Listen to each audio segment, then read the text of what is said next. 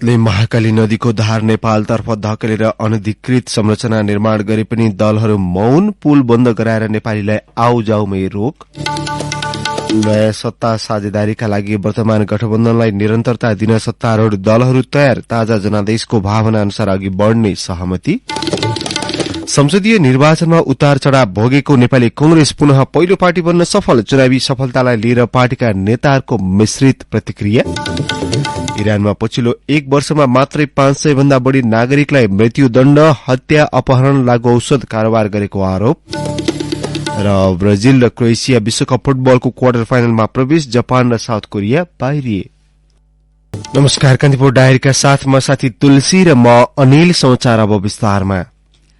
भारतले महाकाली नदीको धार नेपालतर्फ धकेलेर तटबन्ध लगायतका अनधिकृत संरचना निर्माण गरेको र पारीबाट ढुंगा प्रहार गरी 4 नेपालीलाई घाइते बनाएको विषयमा प्रमुख राजनीतिक दलहरू औपचारिक धारणा सार्वजनिक गर्न हस्किएका छन्। भारतसँग जवाफ माग्न सरकारले पनि तदारुकता देखाएको छैन। महाकाली नदी नेपालतर्फ धकेलिने गरी 2 वर्षदेखि तटबन्ध बनाइरहेको भारतले पछिल्लो समय खलंगाबाट धारचुला जोड्ने पुल मुनि पक्की संरचना निर्माण गरिरहेको छ। नेपाली पक्षले आइतबार पुल अवरूद्ध गरेर निर्माण रोक्न माग गर्दा भारतीय पक्षबाट ढुंगा प्रहार भएको थियो। ढुंगा लागेर स्कूलमा खेलिरहेका बालक सहित 4 जना घाइते भएका छन्।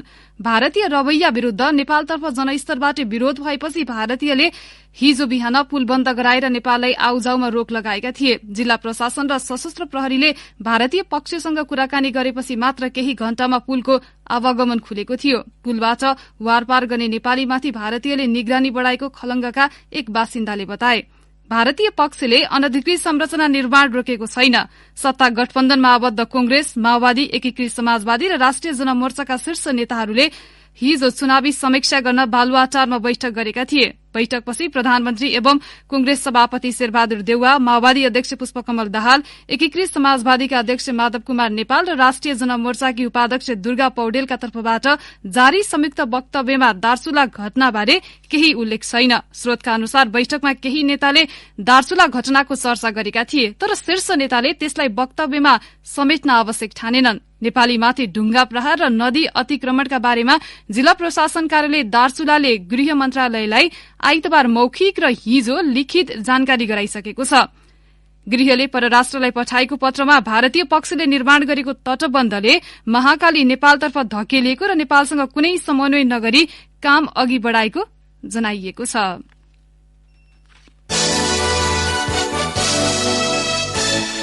आगामी सत्ता साझेदारीका लागि अहिलेकै गठबन्धनलाई निरन्तरता दिन सत्तारूढ़ गठबन्धनमा आबद्ध दलहरू सहमत भएका छन्। निर्वाचनपछि पहिलो पटक प्रधानमन्त्री निवास बालुवाटारमा हिजो बसेको बैठकमा आपसी मतभेदलाई अन्त्य गर्दै मिलेर जाने विषयमा सहमति भएको सूचना तथा संचार मन्त्री ज्ञानेन्द्र बहादुर कार्कीले जानकारी दिनुभयो। गठबन्धनको पनि जसरी एकताका साथ अगाडि बढ्नुपर्ने हो, त्यसमा केही समस्याहरू देखिएका छन्। तिनीहरूलाई हामी समीक्षा गरेर, यहाँ पनि उल्लेख गरेका छ, समीक्षा गरेर आगामी दिन त्यस किसिमका घटना नदोहोरिन दिनका निम्ति गठबन्धन कटिबद्ध छ। मुलुकका सामु विद्यमान चुनौतीहरूको सामना गर्नुपर्ने आवश्यकताले पनि गठबन्धनलाई निरन्तरता दिनुपर्ने निष्कर्षमा आफूहरू पुगेको कार्कीको भनाइ छ। निर्वाचनको नतिजाले राजनीतिक स्थायित्व र आर्थिक समृद्धिको बाटोमा आपसी सहमति र सहकार्यका साथ मिलेर अघि बढ़नुपर्ने स्पष्ट सन्देश दिएको भन्दै गठबन्धनले मतदातालाई धन्यवाद दिएको छ। गठबन्धन दलले प्रधानमन्त्रीबारे निर्णय गर्ने जिम्मा भने कांग्रेस सभापति एवं प्रधानमन्त्री शेरबहादुर देउवा र माओवादी केन्द्रका अध्यक्ष पुष्पकमल दाहाललाई छाडेका छन्। देउवाले आफ्नै नेतृत्वमा सरकार गठन गर्न पहल कदमी अघि बढ़ाउनु भएको छ भने दाहालले मौनता साधेर प्रधानमन्त्रीमा आफ्नो समेत दावी पेश गर्नुभएको सन्देश दिनुभएको छ। बैठकमा सहभागी माओवादी केन्द्रका महासचिव देव गुरूङले कसको नेतृत्वमा सरकार गठन हुने भन्नेमा छलफल प्रवेश नभए पनि गठबन्धनलाई निरन्तरता दिन आफूहरू प्रतिबद्ध रहेको बताउनुभयो। सत्ता गठबन्धनको मात्रै बहुमत नपुगेपछि प्रधानमन्त्री देउवा प्रत्यक्षतर्फ 1 सीट जितेको सीके राउत नेतृत्वको जनमत पार्टीलाई सरकारमा सहभागी गराउने कसरतमा हुनुहुन्छ। जनमत जोडिएपछि सरकार निर्माणका लागि सत्ता गठबन्धनलाई सामान्य बहुमत पुग्ने देखिएको छ। कांग्रेस प्रवक्ता प्रकाश शरण महतले वैकल्पिक सरकार निर्माणका आशंकाहरू सत्ता गठबन्धनको बैठकपछि अन्त्य भएको दावी गर्नुभयो।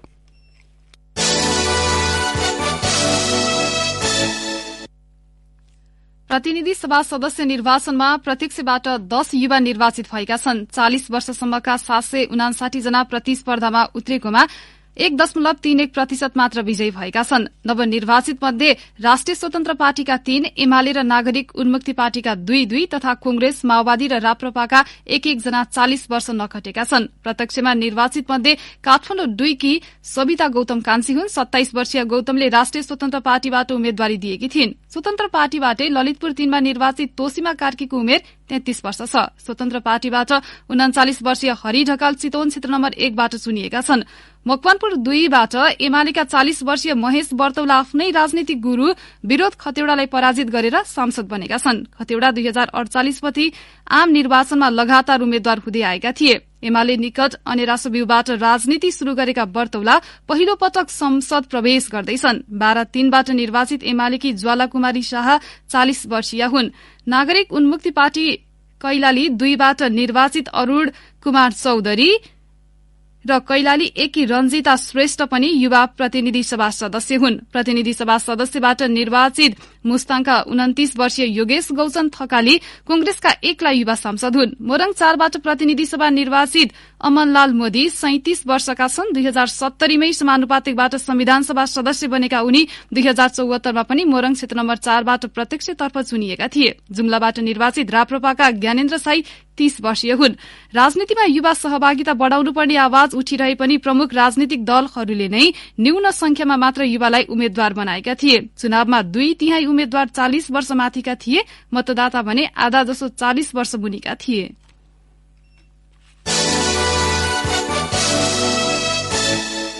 कान्तिपुर डायरीमा अब कान्तिपुर सविस्तार।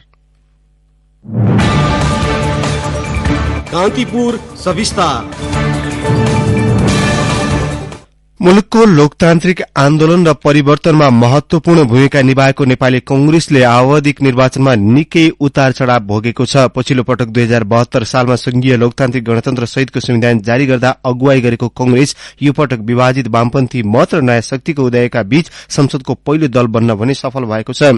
गठबन्धनको बलमा चुनावमा पाएको सफलतालाई कांग्रेसका नेताले विभिन्न कोणबाट व्याख्या विश्लेषण गरिरहेका छन्। 2064 सालको पहिलो संविधान सभा, 2074 मा संघीय निर्वाचन र 2079 मा आउँदा स्थानीय तह तथा प्रतिनिधि र प्रदेश सभा निर्वाचन गर्ने मौका पाएको सरकारको नेतृत्वकर्ता दल नेपाली कांग्रेस प्रत्यक्षतर्फ पहिलो र समानुपातिकमा दोस्रो हुँदै समग्रमा संसदको सबैभन्दा ठूलो दल बनेको छ। समानुपातिक तर्फको लोकप्रिय मत घटे पनि सरकारको नेतृत्व फेरि पाउने आधार बनाएको कांग्रेसको यो राजनैतिक उपलब्धिलाई विभिन्न कोणबाट व्याख्या र विश्लेषण गरिँदैछ। अन्य दलसँग गठबन्धन गरिएकै कारण त्यसको लाभ निर्वाचनबाट उठाए पनि कांग्रेसकै नेताहरूलाई अहिलेको नतिजा त्यति धेरै सुखद लागेको छैन। गठबन्धनका कारण अवसर नपाउनु र नेतृत्व क्षमता भएका नेताहरू राजनीतिप्रति बढ्दो वितृष्णाको शिकार हुनुले अहिलेको मत परिणामलाई उपलब्धिमूलक मान्न नसकिने तर्क गर्छिन् कांग्रेस नेता डिला संग्रौला। उनी भन्छिन्, अंकगणितले हेर्दा 74 भन्दा 79 को निर्वाचनमा हामी पहिलो दल पनि बन्यो, स्थानीयमा पनि पहिलो दल बन्यो। यसले चाहिँ सफलता नै हासिल गरेको देखियो। तर पनि त अब कांग्रेसको नेतृत्वमा सरकार बन्ने अवस्था छैन। ठूला नेताहरू पनि धेरै ठाउँमा पराजय पनि भयो। यसो हेर्दा चाहिँ जो सत्ता सम्हालिरहनु भएको छ त्यसलाई चाहिँ जो सत्तामा हुन् त्यसप्रतिको चाहिँ एउटा विकृति पनि देखिन्छ। पार्टीभित्रको असन्तुष्टि र अन्तर्घातका कारण कतिपय क्षेत्रमा निर्वाचन हारिएको निष्कर्ष सहित चुनावी समीक्षा गर्नुपर्ने मत प्रकट भएका छन्। 2070 को दोस्रो संविधान सभा निर्वाचनमा पहिलो पार्टी बने पनि 2074 मा दोस्रो स्थानमा खुम्चिएको कांग्रेसका लागि 5 वर्षपछि पहिलो दल बन्ने मौका मिलेको हो। वामपन्थी दलहरू विभाजित भएको अवस्थामा बढी सीट जित्न सकिने आकलन गरेका कांग्रेसले जन सोचे जति नतिजा नआए पनि सत्ताको नेतृत्व गर्ने अवसर पाउनुलाई ठूलै राजनीतिक उपलब्धि भएको संस्थापन पक्षका नेताहरूले बताएका छन्। कांग्रेस उपसभापति पुनबहादुर खड्का भन्छन्, 74 को निर्वाचन हामी 23 सीट चाहिँ अहिले आज हामी कति पुग्यो भन्नुहोस् त, 57 पुग्यो। त्यसलाई उपलब्धि नमान्ने हामी चाहिँ रिजल्टमा चाहिँ अलिक कमै भयो, अपेक्षा गरे अनुसार भएन। तर पार्टी पहिलो पार्टी भयो, त्यो ठूलो उपलब्धि हो नि त। 2048 को आम निर्वाचनमा पहिलो, 2051 को मध्यावधि चुनावमा दोस्रो, 2056 को आम निर्वाचनमा पहिलो, 2064 को संविधान सभामा दोस्रो तथा 2070 को संविधान सभामा पहिलो शक्ति बनेको कांग्रेस संसदीय अभ्यासको परिचित र अनुभवी राजनीतिक शक्ति हो। त्यसो त 2015 सालको निर्वाचनबाट पहिलो जननिर्वाचित सरकारको नेतृत्व गरेको कांग्रेससँग आवधिक निर्वाचनको अर्को विरासत समेत जोडिएको छ। वामपन्थीहरूको बढ्दो जनमतलाई चिर्दै पहिलो शक्ति बनेको कांग्रेसका लागि यो पटक नयाँ शक्तिको उदय चुनौतीपूर्ण मान्नेहरू पनि छन्। त्यसैगरी विगतको तुलनामा जनमत गुमाएको धारणा पार्टीका शीर्ष तहबाटै व्यक्त भएको छ। वरिष्ठ नेता रामचन्द्र पौडेल भन्छन्, समानुपातिको देखि लिएर प्रत्यक्षको टिकट वितरणसम्ममा अलिकति केही गुनासाहरू पार्टीभित्र रहे। त्यसले गर्दा जति हामीले सफलता प्राप्त गर्नु पर्थ्यो त्यति प्राप्त गर्न सकेका छैनौं। तर पनि हाम्रो पार्टी ठूलो पार्टी हुनु नै थियो, भयो। अब ठूलो पार्टीको रूपमा अब यसले देशलाई सबैलाई मिलाएर देश अगाडि बढाउनु पर्छ। गठबन्धनका कारण 91 सीटमा मात्रै उम्मेद्वार उठाएको कांग्रेसले 73 निर्वाचन क्षेत्रमा उम्मेद्वार नै उठाएन, जसले पार्टीभित्र अहिले पनि चर्को विवाद देखिन्छ, जसको असर समानुपातिक तर्फको मत परिणाममा देखिएको भन्दै कांग्रेसमा असन्तुष्टि छ। कांग्रेसले अघिल्लो पटकको तुलनामा समानुपातिकमा झण्डै 5 लाख मत गुमाएको छ। मत गुमाउनलाई पार्टीको आन्तरिक समस्यालाई मात्रै देखाउन नमिल्ने नेताहरूको भनाइ छ। कांग्रेस प्रवक्ता डाक्टर प्रकाश शरण महत क्षेत्रीय रूपमा उदाएका नयाँ पार्टी र पुराना दलप्रतिको अविश्वासले मत परिणाम परिवर्तन गराएको दावी गर्छन्। स्वतन्त्र पार्टीको जुन उपस्थिति रह्यो, खास गरी शहरी युवा मतदाताहरूमा चाहिँ तत्कालै नतिजा आर्थिक क्षेत्रमा द्रुत गतिमा विकास, रोजगारीको अपेक्षा जुन छ, हामीबाट जुन अपेक्षा खास गरी युवा पिँढीको छ, त्यो अपेक्षा पूरा भएन र प्रत्यक्षमा पनि कतिपय ठाउँमा हाम्रो स्वाभाविक रूपमा धेरै मतदाताहरू हुँदाहुँदै पनि हामीले यो गठबन्धन अरू दललाई पनि एडजस्ट गर्नु पर्दाखेरि पनि त्यहाँ पनि अलिकति प्रभावित भयो। स्वतन्त्र उम्मेद्वारको पक्षमा देखिएको लहर तथा नयाँ दलको उदयका माझ कांग्रेसले आफ्ना 4 पदाधिकारी सहित 34 उम्मेद्वारलाई विजय गराउन सकेन। उनीहरूको हारलाई अस्वाभाविक मानिएको छ। राजनीतिक विश्लेषक पुरुषोत्तम दाहाल कांग्रेसले सीट बढाए पनि वैचारिक अवस्थालाई सुधार गर्न नसक्दा अहिलेको परिस्थिति सिर्जना भएको तर्क गर्छन्। उनले भने, नेपाली कांग्रेस भनेको सिद्धान्तमा आधारित पार्टी हो र लोकतान्त्रिक मूल्यमा आधारित पार्टी हो। यदि मूल्य विपरीत जान थाल्यो भने त्यसको अर्थ हुँदैन। मुख्य कुरा के हो भने नेपाली कांग्रेस अहिले मूल्यहीन राजनीति गरिराखेको छ। जुन शैलीमा चुनावी गठबन्धन भयो, यसले कांग्रेसलाई वास्तवमा संख्यात्मक हिसाबको सफलता मिले पनि सैद्धान्तिक र वैचारिक ढंगले अत्यन्तै कमजोर अवस्थामा पुर्याएको छ कांग्रेसलाई। संविधान सभाबाट संविधान जारी गर्दा अगुवाई गरेको कांग्रेसले त्यसपछिका 2वटा निर्वाचन आफ्नै नेतृत्वमा गराउँदै लोकतान्त्रिक प्रणालीलाई मजबुत गराएको जस पाएको छ। तर विगतमा आफ्नै नेतृत्वको सरकार जोगाउन नसकेको र पार्टीको अन्तर्कलहका कारण स्थिरतामा बाधक बनेको कांग्रेस आगामी दिनमा कसरी अघि बढ्ने हो, त्यसैले नै मुलुकको लोकतान्त्रिक यात्रा र संविधानको स्थायित्वमाथि समेत प्रभाव पार्ने देखिएको छ। रेडियो कान्तिपुरका लागि सन्तोष गन्धर्व। कान्तिपुर सविस्तार। कान्तिपुर डायरीमा अब ब्रेकको पालो। ब्रेकपछि अब बाँकी प्रसंग। प्रतिनिधि सभा सदस्य निर्वाचनमा सदरको 10% भन्दा कम मत ल्याएर 81% उम्मेद्वारको जमानत जफत भएको छ। 165 निर्वाचन क्षेत्रमा दलका 1545 र स्वतन्त्र 867 गरी 2412 उम्मेद्वार रहेकोमा 1952 जनाको जमानत फिर्ता नभएको हो। आम निर्वाचनमा प्रमुख कांग्रेस, एमाले र माओवादीका उम्मेद्वारको समेत जमानत जफत भएको छ। कांग्रेसका पूर्व सभापति एवं पूर्व प्रधानमन्त्री सुशील कोइरालाको क्षेत्र भनेर चिनिएको बाँके 2 मा यसपटक कांग्रेसकै उम्मेद्वार सुदीप नरसिंह राणाको जमानत जफत भएको छ। राप्रपाका धवल शमशेर राणा 29,577 मत ल्याएर विजयी हुँदा सुदीप नरसिंहले 4,403 मात्रै मत प्राप्त गर्नुभयो। कैलाली क्षेत्र नम्बर 1 मा एमालेका उम्मेद्वार तपेन्द्र बहादुर रावलको पनि जमानत जफत भएको छ। 2074 मा टीकापुर नगरपालिकाको मेयर निर्वाचित उहाँ प्रतिनिधि सभा सदस्य निर्वाचनमा 5,910 मात्रै मत प्राप्त गर्नुभयो। त्यहाँ टीकापुर घटनाको पृष्ठभूमिमा उदाएको नागरिक उन्मुक्ति पार्टीकी रञ्जिता श्रेष्ठले 30,404 मत ल्याएर विजयी हुनुभयो। माओवादीका 2 जना उम्मेद्वारको जमानत जफत भएको छ। माओवादी उम्मेद्वार मध्ये भक्तपुर 1 मा सुनिल गोठे र काठमाडौँ 3 मा बद्री प्रसाद बजगाईको जमानत जफत भएको हो। गोठेको 5,283 र बजगाईको 518 मत आएको छ। यस्तै काठमाडौँ 7 मा जनता समाजवादी पार्टीका नेता राजेन्द्र प्रसाद श्रेष्ठको जमानत जफत भएको छ। मनोनयन दर्ता गर्ने बेलासम्म पनि उहाँ संघीय मामिला तथा सामान्य प्रशासन मन्त्री हुनुहुन्थ्यो। सत्ता गठबन्धनका तर्फबाट पर्सा 1 मा उम्मेद्वारी दिनुभएका लोकतान्त्रिक समाजवादी पार्टीका लक्ष्मणलाल कर्णको पनि जमानत जफत भएको छ। यसपालिको निर्वाचनमा देशैभरि चर्चा पाएको राष्ट्रिय स्वतन्त्र पार्टीका 82 उम्मेद्वारको जमानत जफत भएको छ। प्रतिनिधि सभामा कम्तीमा 1 सीट जितेका 12 दलका उम्मेद्वारले पाएको मत विश्लेषण गर्दा राष्ट्रिय प्रजातन्त्र पार्टीका 114, लोकतान्त्रिक समाजवादी पार्टीका 43, जनमत पार्टीका 38, जनता समाजवादी पार्टीका 62 र नागरिक उन्मुक्ति पार्टीका 20 जनाको जमानत जफत भएको हो।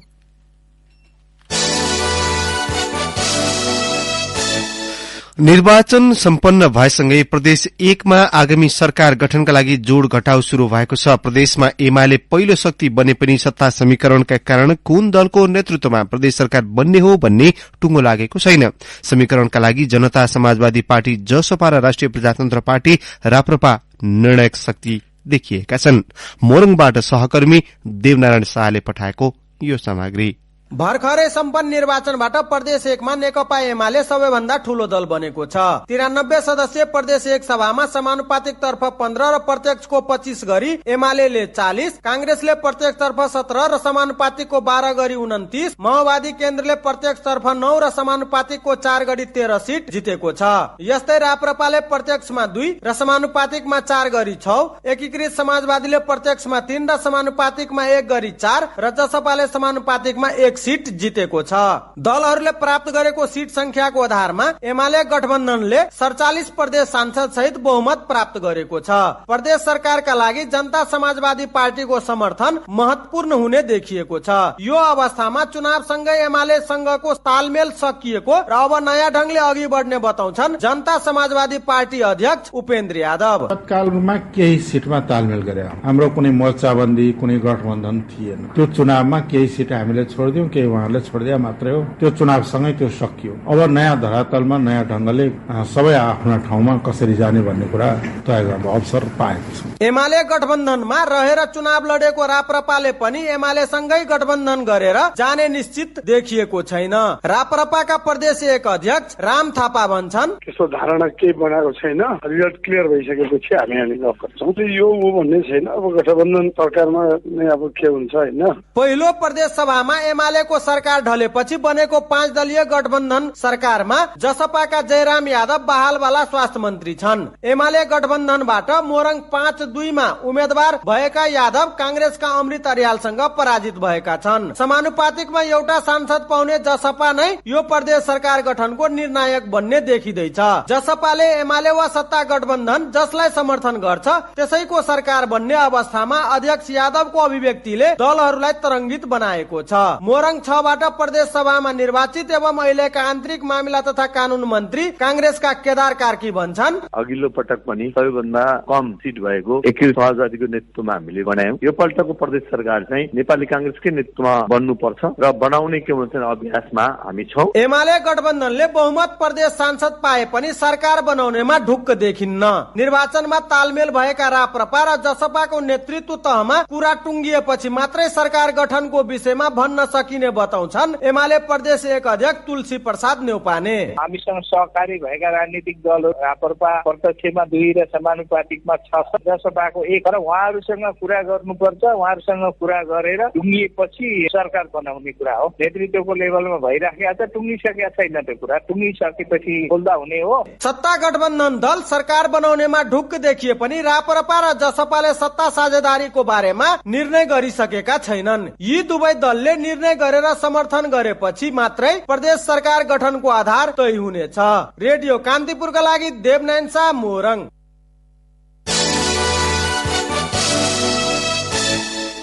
सार्वजनिक प्रयोजनका लागि बनाइएको क्रियापुत्री भवनमा दलितलाई निषेध गरेको अभियोगमा जिल्ला अदालत कास्कीले 3 जनालाई जनही 1 वर्ष कैद सजाय र 50,000 रूपैयाँ जरिवानाको फैसला गरेको छ। न्यायाधीश अवनी मैनाली भट्टराईको इजलासले हिजो पोखरा 16 बाटुले चौरका देवबहादुर थापा, रामबहादुर जीसी र जनक थापा छेत्रीलाई सो सजाय तोकेको हो। पीड़ितबाट पीड़ितलाई 1 लाख रूपैयाँ क्षतिपूर्ति भराउनु पर्ने समेत फैसलामा उल्लेख छ। पोखरा 16 बाटुले चौरका समर बहादुर सुनारको 2076 चैत चोटमा दुवैमा निधन भएको थियो। उनका छोरा मनोज सुनारले बाटुले चौरको गौरको खोर स्थित सार्वजनिक भवनमा क्रिया बस्न खोजेका थिए। क्षेत्रीय समाजका पदाधिकारीले दलितलाई सो भवन दिन नमिल्ने बताएका थिए। सम्बर बहादुरका भाइ मोहन सुनारले चैत 27 मा भवनको चाबी माग्दा गाली गलौज गरिएको थियो। सुनारले सार्वजनिक भवन दलितलाई प्रयोग गर्न नदिएको र आफूमाथि जातीय विभेद भएको भन्दै 3 जनालाई विपक्षी बनाई 2077 वैशाख 14 मा कास्की जिल्ला अदालतमा जाहेरी दर्ता गराएका थिए। सुनारको जाहेरीका आधारमा प्रहरीले 3 जनालाई पक्राउ गरी एक साता हिरासतमा राखेको थियो। बाटुले चौरकै स्थानीय समेत रहेका तत्कालीन प्रदेश सांसद एमाले नेता कृष्ण बहादुर थापाले 3 जनालाई बिना शर्त रिहाई गर्न माग गर्दै विज्ञप्ति निकालेपछि उनको चौतर्फी आलोचना भएको थियो। अदालतमा थुन्सेको आदेश अनुसार 3 जना नै जनही 1,70,000 रूपियाँ धरौटी तिरेर तारिखमा छुटेका थिए। पटक पटक पेशी सार्दै आएको सो मुद्दाको 2.5 वर्षपछि हिजो टुङ्गो लागेको हो। कान्तिपुर डायरीमा पुनः ब्रेकको पालो। अब आर्थिक प्रसंग। मुलुकमा माटोको उर्वरा शक्ति वर्षेनी क्षयीकरण हुँदै जाँदा कृषि प्रणालीमा गम्भीर संकट आउने देखिएको छ। रासायनिक मलको अत्याधिक प्रयोग, पोटास तत्वमा निरन्तरको कमी आदि कारणले उर्वरा शक्ति घट्दै गएको कृषि विभागले सार्वजनिक गरेको पछिल्लो तथ्याङ्कले देखाएको छ। 30,000 नमूना परीक्षण गर्दा 40-45% माटो मात्रै तटस्थ प्रकृतिको पाइएको छ। विभागका महानिर्देशक रेवती रमण पौडेलले भन्नुभयो, खेतीयोग्य जमिन 29 लाख हेक्टर हो। माटोको डिजिटल नक्सा अनुसार खेतीयोग्य जमिनको 50-55% माटो अम्लीय प्रकृतिको छ। 4-5% क्षारीय र 40% माटो मात्रै तटस्थ प्रकृतिको पाइएको छ। उत्पादनका लागि तटस्थ माटो उपयुक्त हुन्छ, तर गुणस्तरमा आएको गिरावटले राम्रो संकेत नगरेको उहाँले बताउनुभयो। यस्तै माटोको नमूना परीक्षण विश्लेषण गर्दा 40 देखि 45% माटोमा प्राङ्गारिक पदार्थको मात्रा न्यून मात्रा देखिएको छ। अब अन्तर्राष्ट्रिय प्रसंग। इरानमा पछिल्लो 1 वर्षमा मात्रै 500 भन्दा बढ़ी नागरिकलाई मृत्युदण्ड दिएको रिपोर्ट सार्वजनिक भएको छ। इरानी मानव अधिकारले सार्वजनिक गरेको एक रिपोर्ट अनुसार सो संख्या 5 वर्ष यताकै उच्च रहेको एएनआई समाचार संस्थाले जनाएको छ। अपहरणमा संलग्न भएको भन्दै हालै मात्र इरानमा 4 जनालाई मृत्युदण्ड दिएको छ भने 3 जनालाई 5 देखि 10 वर्षसम्मको जेल सजाय सुनाइएको छ। हत्या, अपहरण, लागू औषध कारोबार लगायतमा संलग्नताको पुष्टि भएको आधारमा मृत्युदण्ड दिएको हो। गत वर्ष सन् 2021 मा इरानमा 333 जनालाई मृत्युदण्ड दिएको थियो, जसमा 183 मृत्युदण्ड हत्याको आरोप, 126 मृत्युदण्ड लागू औषध कारोबारमा संलग्नताकै कारण दिएको थियो।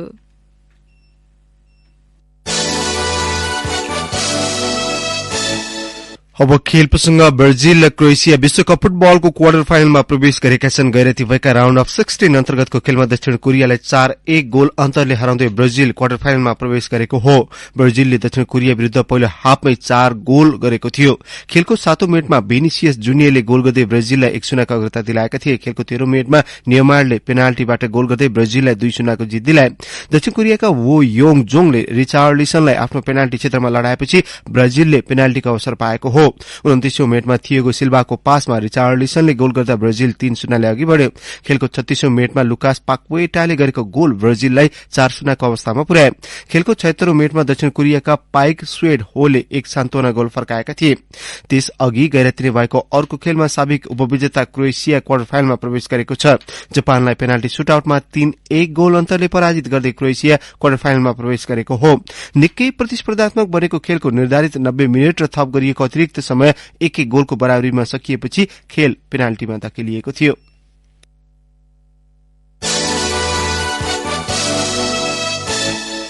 अन्त्यमा अब मौसम सम्बन्धी जानकारी। प्रदेश 1 र गण्डकी प्रदेशको पहाड़ी भूभागमा आंशिक बदली रही अन्य स्थानमा मौसम सामान्यतया सफा रहने जल तथा मौसम विज्ञान विभागले जनाएको छ।